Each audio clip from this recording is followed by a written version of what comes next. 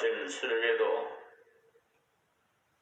주신 하나님의 말씀, 어제에 이어서 이사야 5장 8절에서부터 17절 말씀을 봉독해 올리겠습니다. 그 전에 하나님 앞에 기도 올립니다. 하나님 앞에 이 시간 오기 전에 인터넷에 우연히 검색하다가 며칠 전에 여당인 국민의힘 대표로 선출된 김기현 대표와 저 서울 제일사랑교회 담임 목사인 정광훈에 대한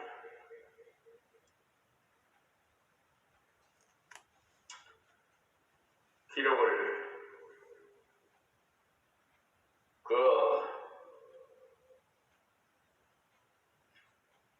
사건을 보고 왔습니다. 김기현 국민의힘 대표는 정광훈 목사를 이사야 선지자로 알고 있다고 그 내용을 보고 참담해서 하나님 앞에 기도드리게 되었습니다. 하나님께서는 이 정보다 더 너무나 자세히 알고 계실 줄 믿습니다. 그동안 정광훈 목사에 대해서 또 한국교회 대형 교회들의 그 비위 행위에 대해서 잘 알고 계실 줄 믿습니다. 정광훈 목사는 하나님께 해서는 안 될 말을 하였습니다.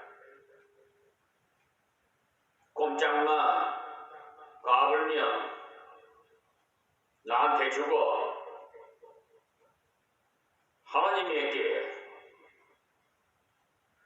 하나님 꼼짝마 내 손에 죽는다는 그 말이 무슨 말입니까? 그럼 목사를 선지자 목사로 본다는 기사를 보고 너무나 참동해서 하나님 앞에 기도드립니다. 하나님, 언젠가는 다 알곡과 죽쟁이를 가려내고 마지막 심판인 독생자 예수님을 보내주셔서 심판하실 줄 믿습니다. 오늘도 생활을 주신 하나님 감사합니다. 모든 행사 행로를 친히 주장해 주시옵시고 이 유튜브 방송을 듣는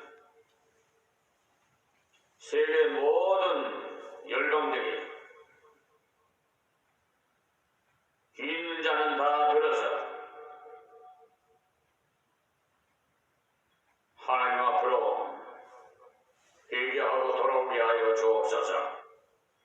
이방인들에게 본이 되게 하여 주시옵시고 하나님 나라 확장되게 하여 주옵소서. 예수님의 이름으로 기도드리옵나이다. 아멘. 하나님 말씀 이사야 5장 8절에서 17절 말씀입니다. 가옥에 가옥을 인하여 가옥에 가옥을 연하며 전토에 전토를 더하여 빈 틈이 없도록 하고 이 땅 가운데서 홀로 거하려 하는 그들을 화 있을진저 만군의 여호와께서 내 귀에 말씀하시되 정령이 허다한 가옥이 황폐하리니 크고 아름다울지라도 거할 자가 없을 것이며 열흘같이 포도원에서 겨우 포도주 한 바트가 나겠고 한 호멜제비에 간신히 한 에바가 나리라 하시더라. 아침에 일찍 일어나 독주를 따라가며 밤이 깊도록 머물러 포도주에 취하는 그들은 화 있을진저 그들이 연회에서 수금과 비파와 소고와 저와 포도주를 갖추었어도 여호와의 행하심을 관심치 아니하며 그의 손으로 하신 일을 생각지 아니하는도다. 이러므로 나의 백성이 무지함을 인하여 사로잡힐 것이요 그 귀한 자는 줄일 것이요 무리는 목마를 것이며 음부가 그 욕망을 크게 내어 한량없이 그 입을 벌린즉 그들의 호화로움과 그들의 많은 무리와 그들의 떠드는 것과 그 중에서 연락하는 자가 거기 빠질 것이라. 천한 자는 굴복되고 귀한 자는 낮아지고 오만한 자의 눈도 낮아질 것이로되 오직 만군의 여호와는 공평함으로 높임을 받으시며 거룩하신 하나님은 의로우심으로 거룩하다 함을 받으시리니 그때에는 어린 양들이 자기 초장에 있는 것 같이 먹을 것이요 살찐 자의 황무한 밭의 소산을 요리하는 자들이 먹으리라. 아멘. 지난 시간에는 1절에서 7절까지 말씀에서 하나님께서 극상품 포도를 심었는데도 불구하고 들포도가 열렸다고 하시면서 탄식하셨습니다. 지금도 하나님께서 탄식하고 계실 줄 믿습니다. 이 백성들의 죄를 용서해 주시옵소서. 그 당시 포도원은 이스라엘이요 포도나무는 유다 사람이라고 했어요. 그러니 성도가 그 포도나무임을 말씀하죠. 이스라엘이 왜 극상품 포도를 맺지 못했느냐? 민둥인 들포도가 극상품 포도와 접붙임에 힘을 받고 올라와 버리면 그 포도나무는 버린 포도나무가 되는 것입니다. 성도는 내가 죽고 그리스도의 성령님이 나를 지배해 주시면 성령의 열매를 맺습니다. 그러나 인간 자신은 들포도밖에 맺을 수 없어요. 그러니 하나님께 나를 의탁하면 좋은 열매, 하나님께서 기뻐하시는 열매가 맺어지지만은 자기 햇사람이 쑥 올라오기 시작하면 인간적인 열매밖에 못 맺습니다. 인간 본성인 밑둥이 기어 올라오기 시작하면 사람들에게도 눈살치 부리는 존재가 되어 하나님 기뻐하시는 일을 못해요.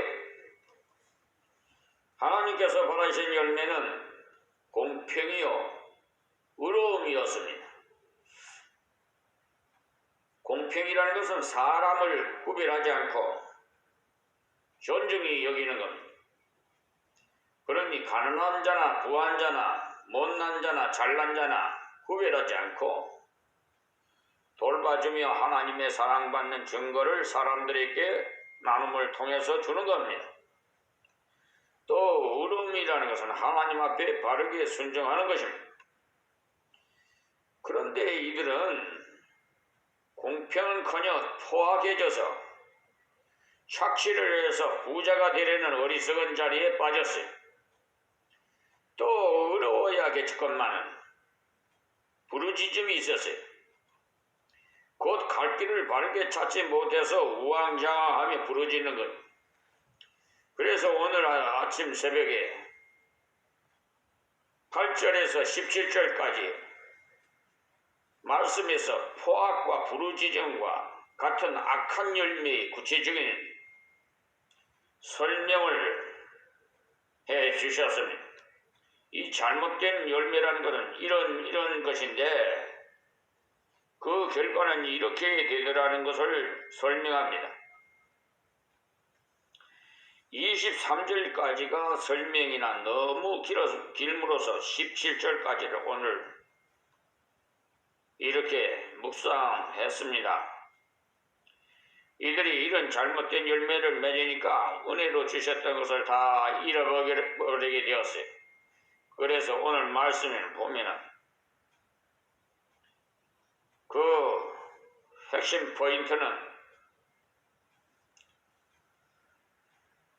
하나님의 은혜를 다 잃어버렸음이라고 하자니 너무 섭섭해서 하나님의 은총을 얻는 길이 무엇인지 알아야 되겠다고 생각해서 그렇게 한번 하나님의 은총을 얻는 길이라는 제목을 한번 붙여봤습니다. 잃어버린 것을 고쳐 생각하며 얻는 길이기 때문에 16절 말씀을 보시면 오직 만군의 여호와는 공평함으로 높임을 받으시며 거룩하신 하나님의 의로우심으로 거룩하다 함을 받으시리니라고 하셨어요. 세상은 매를 맞고 망하지만 하나님의 이름은 여전히 이름 그대로 거룩하다 함을 받으신다는 것입니다. 그러니 그분과 바르게 교통해서 바른 열매를 맺으면 지속적인 은총을 얻는 것입니다. 8절에서 17절까지는 은총을 잃어버린 모습을 보여주신 것이기 때문에 그것을 통해서 경계를 삼고 은총을 입는 길을 바르게 찾아야 하겠어요.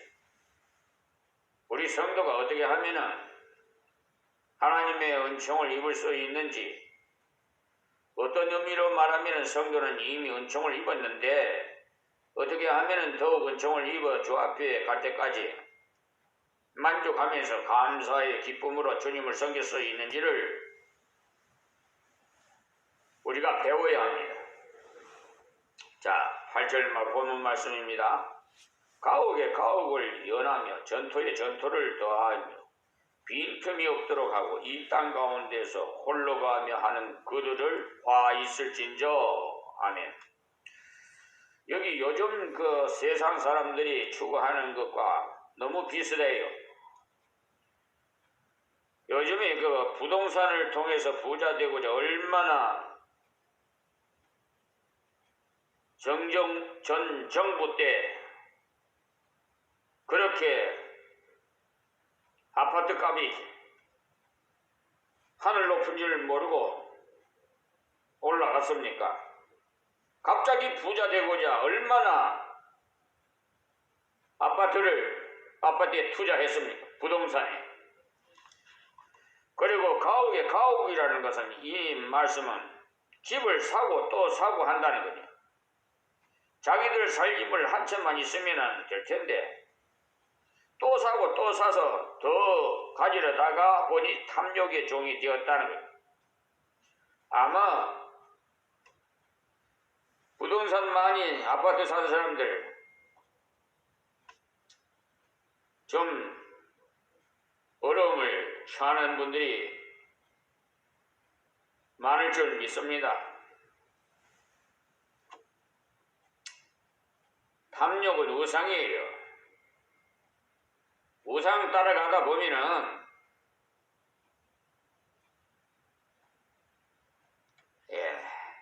멸망의 길로 가는 길입니다.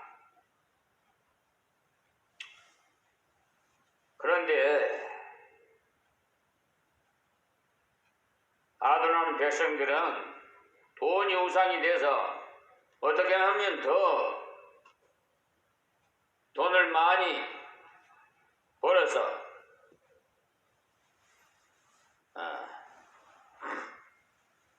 억만장자가 될까? 그 탐욕은 끝이 없어요. 또 거기다가 전토에 전토를 더하여 묘라고 했지. 우리나라 사람들은 이런 말씀이 이해가 잘 안 될 겁니다. 땅을 잡고 사는 것이 왜 범죄인가 의아해할 거예요. 땅을 잡고 사야 돈을 벌지라고 생각하겠지만 유대나라는 땅을 못 사게 되어 있어요. 왜냐? 가나안에 들어올 때 하나님께서 지혜비를 뽑아서 나누어 주었기 때문에 자기 땅은 없어요. 그래서 땅을 살 때도 희년이 될 때까지 경작권만 그렇게 사지 땅을 영구히 살 수는 없어요. 50년마다 오는 희년이 되면 샀던 땅을 돌려주는 조건으로 사요. 혹시 자기 아버지가 노름을 해서 땅을 팔아먹어도 희년이 되면 저절로 아들에게 되돌아옵니다. 그래야 회복할 길이 있지. 그렇지 않다면 가난한 집을 계속 가난할 것 아닙니까?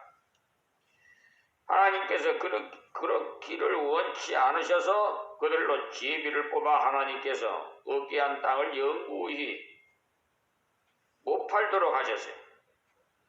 그래서 팔더라도 50년마다 돌아오는 희년에는 본 주인에게 돌아올 수 있도록 하셨어요.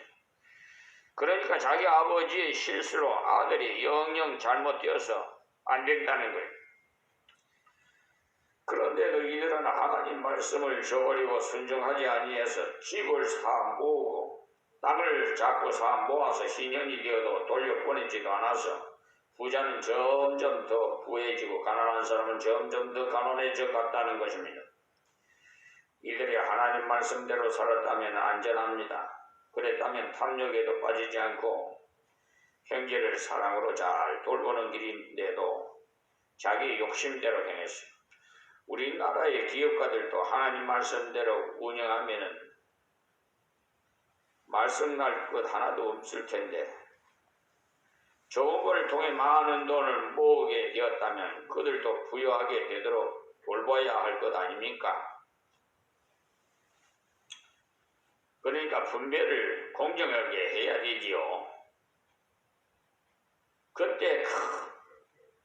그 때문에 큰 기업을 운영하든지 큰 농장을 운영하든지 나를 위해서 맡기신 것이 아니고 다른 형제를 돌보라고 관리자로 나에게 맡겼다는 것을 좀 깨달으시고 명심해야겠습니다. 관리권을 맡길 때는 신용 있는 사람에게 맡겨요. 은행에 돈을 믿고 맡겼더니 자기 마음대로 주인이 허락 없이 살살 빼내었다면 그 은행은 신용이 떨어져서 맡길 자들이 다 찾아가므로 문 닫게 될 겁니다. 이들은 탐욕의 종이 되어가지고 하나님 맡기신 재물을 가지고 제 마음대로 집을 사고 또 사고 땅을 사고 또 샀지만 사람의 탐욕은 채워지지가 않았습니다. 탐욕을 채움으로써 만족할 수 없어요. 하나님께서 주신 것을 하나님의 뜻대로 바르게 씀으로써 내 마음속에 만족한 마음이 생기도록 해야 합니다. 돈이 종이 되면은 아무리 많이 모아도 계속 갈증이 생겨요. 그러나 돈에 대해서 자유하려면 하나님은 은혜로 이처럼 요구함을 주셨구나.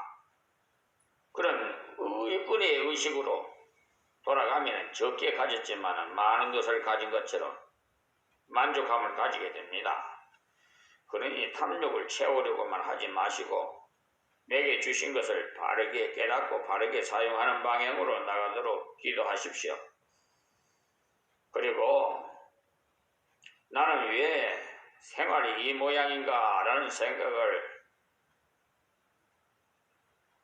해서 오므려 들지 마시고 하나님께서 내게 주신 것이 무엇인지를 찾아봐요. 재주를 주셨는지 지식을 주셨는지를 헤아려 보십시오. 여러분의 만족은 반드시 많은 재물이 있어야만 되는 것 아니에요. 음악을 하는 사람이라면 곡이 한 곡 완성되어질 때마다 만족을 느낄 것이고, 문학이라는 사람은 글을 잘 써서 나갈 때 만족을 얻을 거예요. 물질 만능주의가 재능을 지배하기 전에는 예술가에게는 가난하면서도 예술이 주는 기쁨으로 사는 그런 멋이 좀 있었는데, 요사이는 예술가도 돈, 선생님도 돈, 심지어 하나님의 사역자들도 돈, 그렇게 하니 생활의 참벗이 다 사라져 버렸어요. 지금 한국교회의 비리가 뭐예요? 돈이잖아요. 그리고 더러운 성추행. 정말 입에도 담기고 싫습니다. 그리고 선량한 백성들을 미혹해서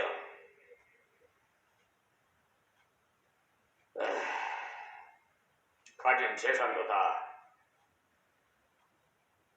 편취를 하고, 하여튼 이 시대가 어쩌면은 이사야야 그 시대에 비슷한지 제가 이 말씀을 전하면서 느끼고 있습니다. 그러니까 물질주의로 흐르면 항상 비교하고 불만이 넘치.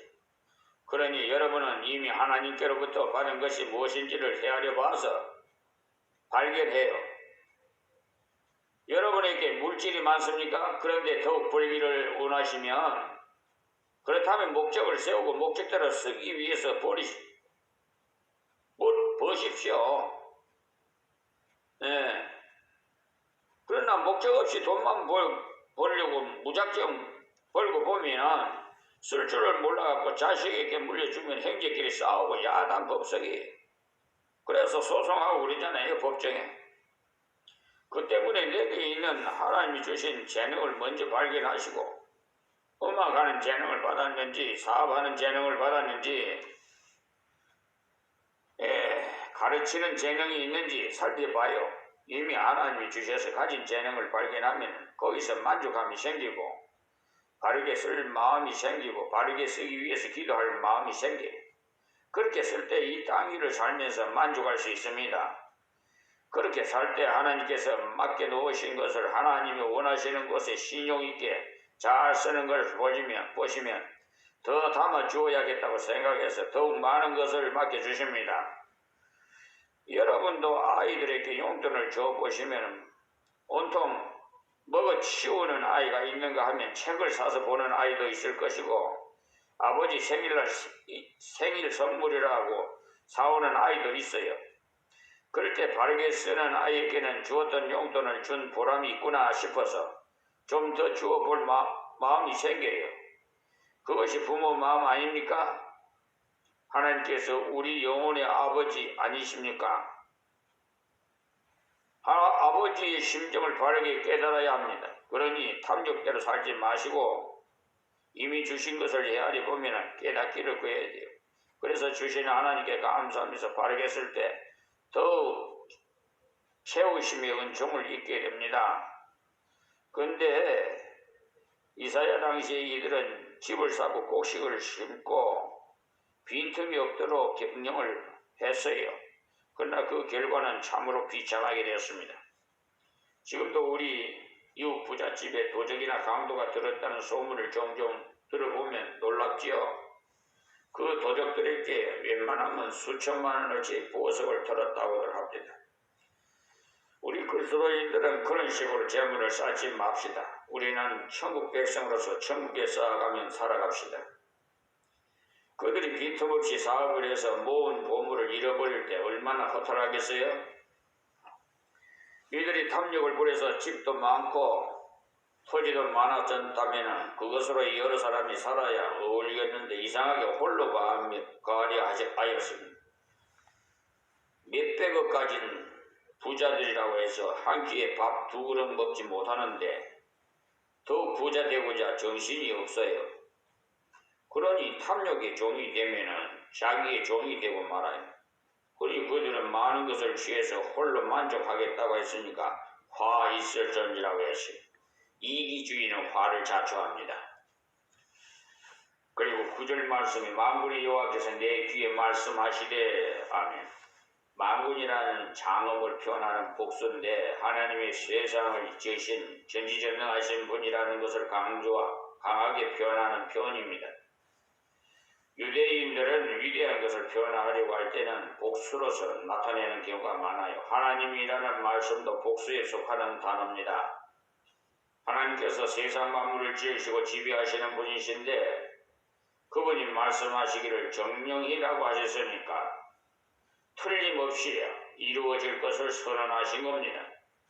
여기에 나타난 하나님의 뜻은 변경이 안 된다는 말씀이에요. 그다한 가옥이 황폐하리니 크고 아름다울지라도 그할 자가 없을 것이며 정말 저주가 임한 겁니다. 그가 홀로 거하려고 가옥을 많이 지었지만 전쟁이 일어나서 그 집들이 부서지게 된다는 거예요. 또 집이 혹시 남아있다 하더라도 있을 사람이 없더라는 거예요. 대적에게 대부분의 사람을 포로로 잡혀가 버리고 죽어버리니까 집에 들어가 살 자가 없어서 빈 집으로 있게 된다는 거예요. 무엇을 말하느냐? 하나님께서 주신 것을 감사할 줄 모르고 하나님께서 주신 것을 깨닫지 못하는 사람은 그것을 누릴 수 있는 은총을 빼앗겨 버린다는 것입니다. 많은 것을 받기는 받아도 누리지를 못한다는 거예요. 지금도 많은 사람들이 돈은 벌기는 하는데 누리지를 못하잖아요. 지식을 배우고는 써버리지 못하는 사람들이 많이 있어요. 가정을 이루기는 하되 그 속에서 안식을 맛보지도 못하는 사람들이 너무 많고요.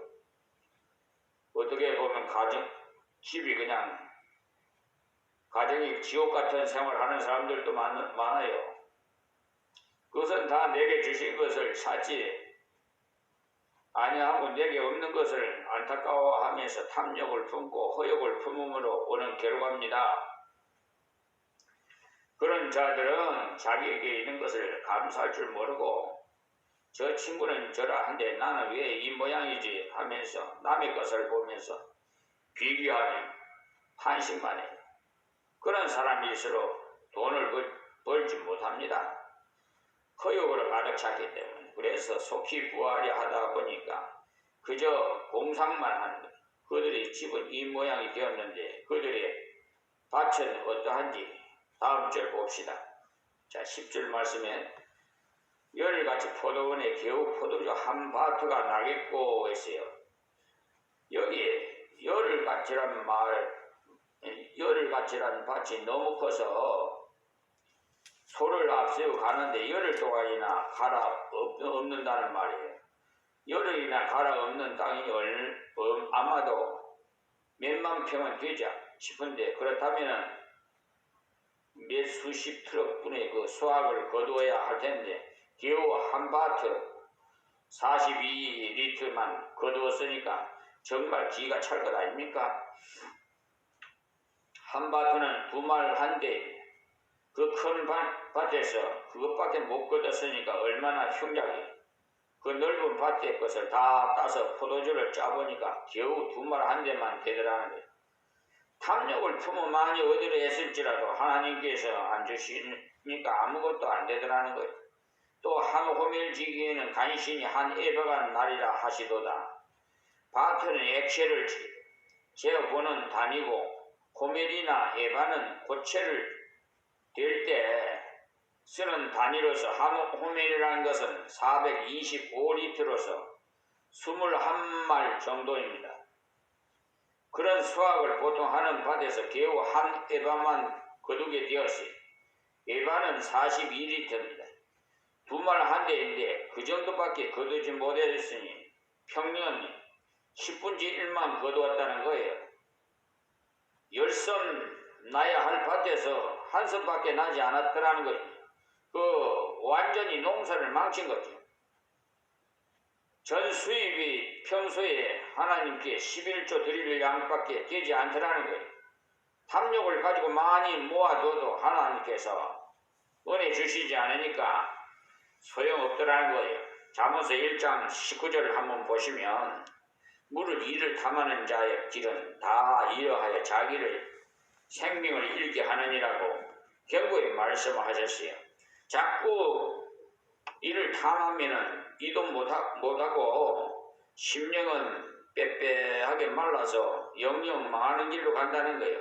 잠언서 21장 6절에도 속이는 말로 재물을 모으는 것은 죽음을 구하는 것이라 고 불러가는 안개라고 했습니다. 사람들이 탐욕을 부려서 속여가면서까지 모았는데 그 결과가 아무것도 아니더라는 거예요. 또 잠언서 23장 4절에서 5절에도 보면은 부자 되기를 애쓰지 말고 네 사사로운 지혜를 버릴지어다라고 하셨어요. 하나님께서 만들어주시는 부자가 되어야지 자기 스스로 부자 되고자 수단 부려서 부자가 되고자 하지 말라는 거예요. 그렇다고 돈을 벌지 말라는 말씀은 절대로 아닙니다. 열심히 일해서 돈을 벌어야지요. 그러나 인간의 재주를 부려서 빨리 돈을 벌려고 하지 말라는 거예요. 왜냐? 네가 어째 허무한 것에 주목하겠느냐? 정령이 재물은 날개를 내어 하늘에 나는 독수리처럼 날아가리라고 했어요. 불의에서 모은 재물은 잘 날아가 버려요. 그래서 옛날부터 물장사에서 모은 돈은 잘 날아간다고 했어요. 그것은 우리 선조들이 예수 안 믿었는데도 경험으로 보니까 그렇더라는 거예요. 하나님께서 잘못된 재물을 때가 되면 날아가도록 하시기 때문에 그렇습니다. 하나님의 은총을 입으려면 원망과 탐욕을 버리십시오. 여기서 이사야는 남과 비교해서 원망하고 탐욕을 품어 억지로라도 부자 되고자 가옥에 가옥을 더하고 전투에 전투를 더하고 애를 써서 전투를 가긴 가졌는데 실망으로 끝나버린다고 경고를 하신 겁니다. 결과가 없는 것을 추구하는 것은 어리석은 사람 되지 마시고 하나님께서 내게 맡기신 것, 내게 주신 것을 발견해서 바르게 쓰기를 구해서 하나님께 영광 돌리고자 할 때 하나님께서 더욱 채워주십니다. 오늘 새벽엔 여기서 말씀을 맺겠습니다. 하나님 고맙고 감사합니다.